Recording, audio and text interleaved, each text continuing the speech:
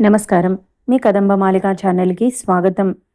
మా ఛానల్‌ని సబ్స్క్రైబ్ చేసుకొని, లైక్ చేసి, షేర్ చేయండి. ఈ మధ్య చాలా గ్యాప్ వచ్చింది కదా! మేము ఒక ఊరు నుంచి ఇంకో ఊరికి షిఫ్ట్ అవ్వటం జరిగింది. ఈ హడావిడిలో ఛానల్‌లో వీడియోస్ పెట్టలేకపోయాము. ఇక నుంచి కంటిన్యూస్‌గా వీడియోస్ వస్తాయి.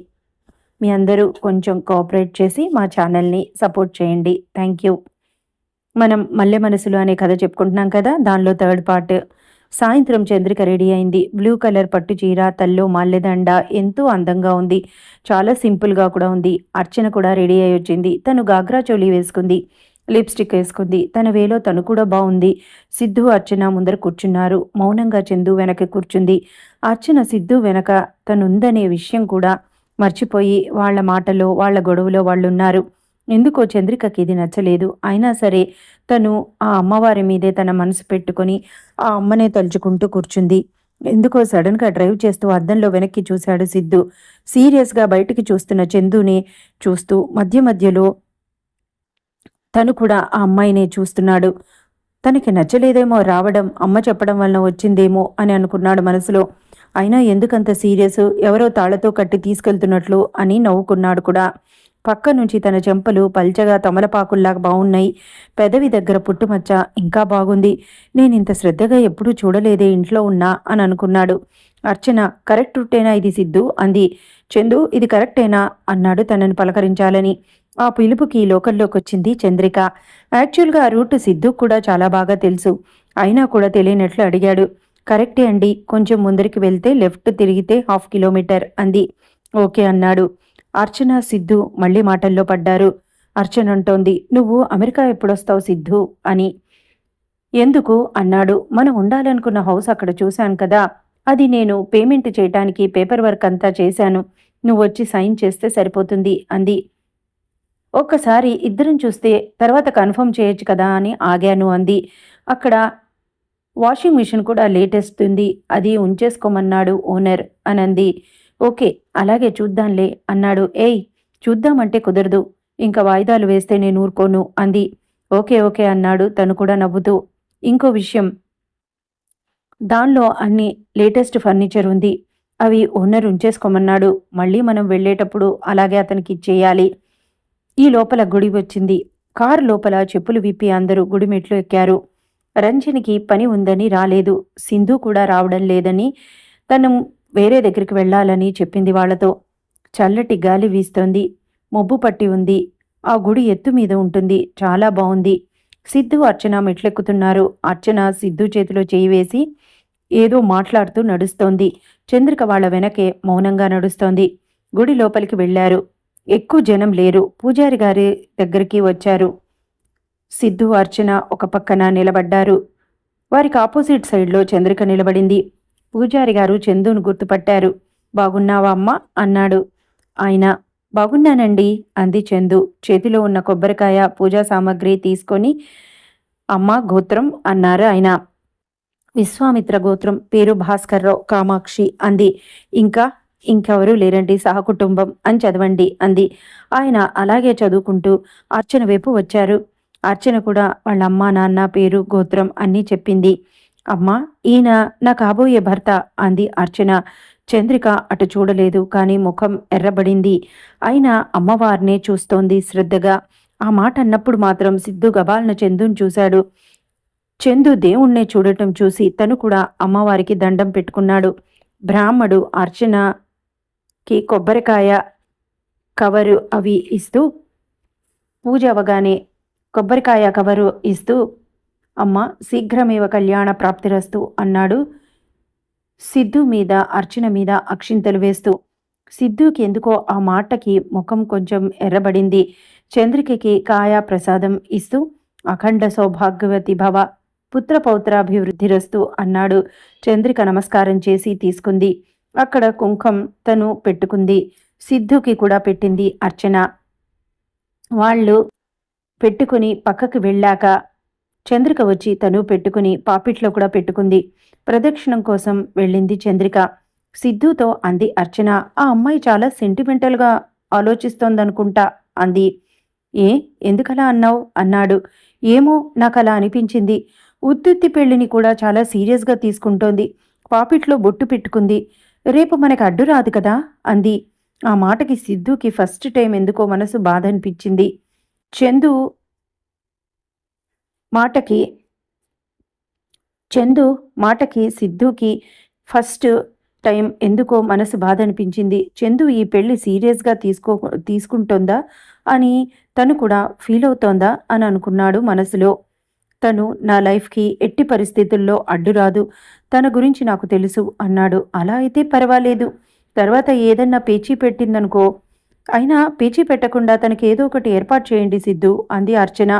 తలూపాడు. చందు వస్తుంటే అతని కళ్ళు చందు పాదాల మీద పడింది. లేతగా, పల్చగా, ఎర్రగా చాలా అందంగా ఉన్నాయి. తన పాదాలకి మెట్టెలు లేవు, కానీ పాదాలకున్న కాళ్ళ పట్టీలు అందంగా కనిపిస్తున్నాయి. ఆ పాదాలు కూడా చాలా పల్చగా, కోమలంగా ఉన్నాయి. చంద్రిక ప్రదక్షిణాలు అయినాయి. వాళ్ల దగ్గర కూర్చోలేదు. వేరుగా ఎదురుగా ఇంకో స్తంభం ఉంటే దాని దగ్గర కూర్చుంది. అర్చన నవ్వి, పర్వాలేదు, మన ప్రైవసీ పాడు చేయలేదు అంది నవ్వుతూ. సిద్ధు కూడా నవ్వాడు. కానీ లోపల మాత్రం ఏంటోగా అనిపించింది అతనికి. ఈ లోపల వెనకాల నుంచి అరే సిద్ధు అన్నారు. వెనక్కి నుంచి వచ్చిన ఆ శబ్దానికి ఉలిక్కిపడి వెనక్కి తిరిగారు సిద్ధు, అర్చన, తన ఫ్రెండ్స్ 2 జంటలు. ఇంకా అతని ఆలోచనలకు బ్రేక్ పడింది.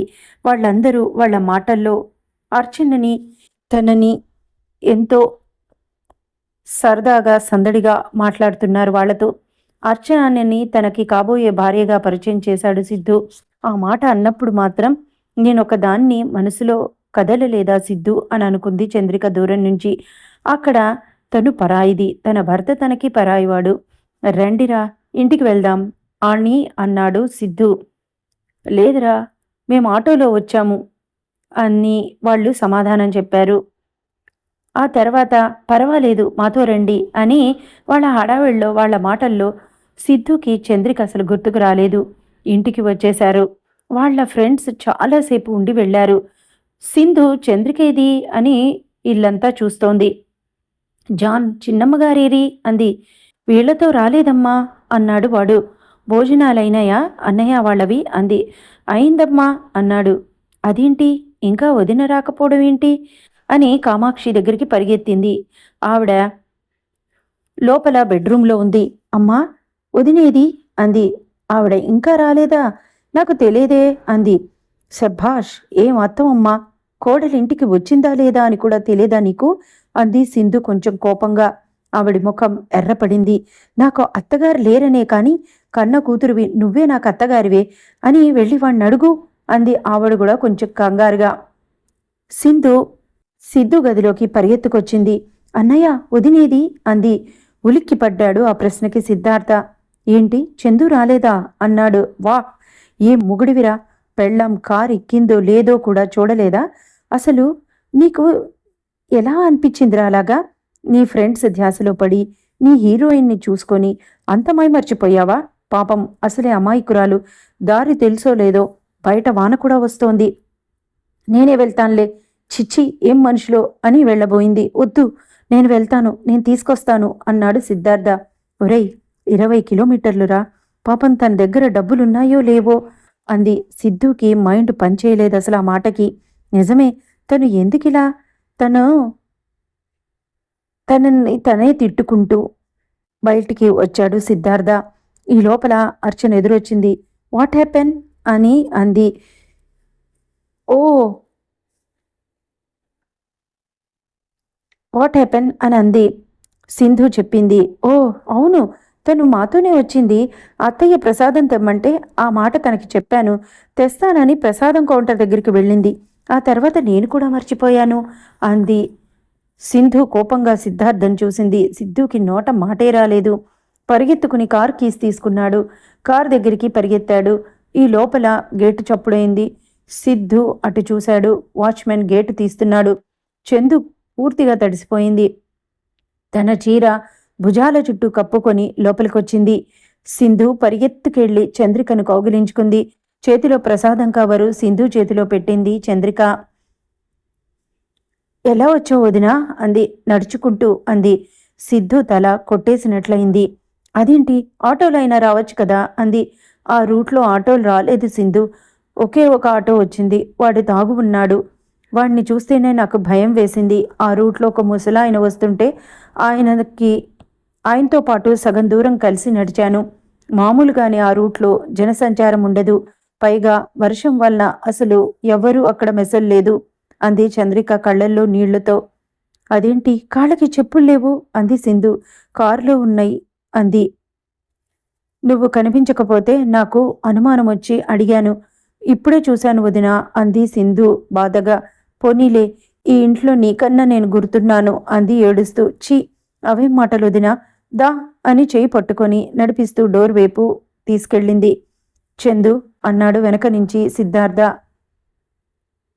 వెనక్కి చూసింది. సిద్ధు దగ్గరకొచ్చి ఐఎమ్ వెరీ వెరీ సారీ అన్నాడు. చంద్రిక కళ్ళల్లో నీళ్లు బుగ్గల మీదకి కారిపోయినాయి. ఏం మాట్లాడలేదు. తన గదిలోకి వెళ్ళిపోయింది. సింధు తనకి అన్నం పెట్టి పెయిన్ కిల్లర్ ఇచ్చింది. గదిలోకి వచ్చిన సిద్ధార్థ మనసు చాలా బాధపడింది. ఛీ, నేనేంటి అలా చేశాను? నిజమే, నా ఫ్రెండ్స్ కనిపించిన ధ్యాసలో పక్కన అర్చిన కబుర్లతో అంత వివేకం కోల్పోయానా? పాపం రాత్రివేళ ఒక ఆడపిల్లని నడి రోడ్డు మీద వదిలేశానా? ఛీ, పైగా కాళ్ళకి చెప్పులు కూడా లేవు. 20 కిలోమీటర్లు నడిచొచ్చిందా? తన దగ్గర సెల్ ఫోన్ కూడా లేదు. లేదు, really sorry Chandu, I'm really very sorry అని అనుకున్నాడు మనసులో. రాత్రి 1 గంటైనా అతనికి నిద్ర పట్టలేదు. నానమ్మ హాస్పిటల్లో అన్న మాటలు గుర్తొచ్చాయి. సిద్ధు, చందు నీది, జాగ్రత్త అంది. అదే నానమ్మ ఆఖరి మాట. సారీ నానమ్మ అనుకున్నాడు అతను మనసులో. పర్సనల్గా సారీ చెప్దామని సిద్ధు చంద్రిక గదికి వెళ్ళాడు. తలుపు తీసినట్లే కనిపిస్తోంది. తోశాడు. గొళ్ళెం కాస్త లూజ్గా ఉంది. ఇది పాడైందా అనుకొని తొంగి చూశాడు. నిద్రపోతోంది. లైటు వేశాడు. పాపం నడిచి నడిచి అలిసిపోయింది. డీప్ స్లీప్లో ఉంది చంద్రిక. చూశాడు, నైటీ వేసుకుంది. పాదాల కింద ఉళ్ళు పడ్డాయి. Sorry Chandu, I'm really sorry అనుకున్నాడు. ఎందుకో జాలి వేసింది అతనికి. దగ్గరగా కూర్చున్నాడు. పాపం ముడుచుకొని పడుకుంది. కాళ్ల పాదాలు ఎర్రగా కమిలిపోయి ఉన్నాయి. జుట్టు తుడుచుకొని దిండు మీదకి ఒక పక్కగా వేసింది. చాలా పెద్దగా ఒత్తుగా ఉంది ఆ జుట్టు. తనని ఒక 5 మినిట్స్ అలాగే చూస్తూ కూర్చుండిపోయాడు. అక్కడ దుప్పటి ఉంటే తీసి కప్పాడు. తన రూమ్కి వచ్చేశాడు. అప్పుడు అతనికి నిద్ర పట్టింది. కానీ అర్చన ఇదంతా చూసింది. తనకిది నచ్చలేదు. సిద్ధు, నాకు తెలుసు చందు అక్కడ ఉందని నాకు ముందరే తెలుసు. కానీ నేనే కావాలని చెప్పలేదు. నీ మనసు మారకూడదు. మనం అమెరికాలో సెటిల్ అవుదామని అనుకున్నాం. అదే నిజమవ్వాలి అనుకుంది కోపంగా తన మనసులో. ఇదండి ఇప్పటివరకు జరిగింది. ఆ తర్వాత సిద్ధు చంద్రిక మధ్య ఎలాంటి సన్నివేశాలు జరగనున్నాయి అనేది నెక్స్ట్ ఎపిసోడ్లో తెలుసుకుందాం. మీకు మా కథ నచ్చితే కనుక లైక్ చేయండి, షేర్ చేయండి. తప్పకుండా మా ఛానల్ని సబ్స్క్రైబ్ చేయండి. Thank you.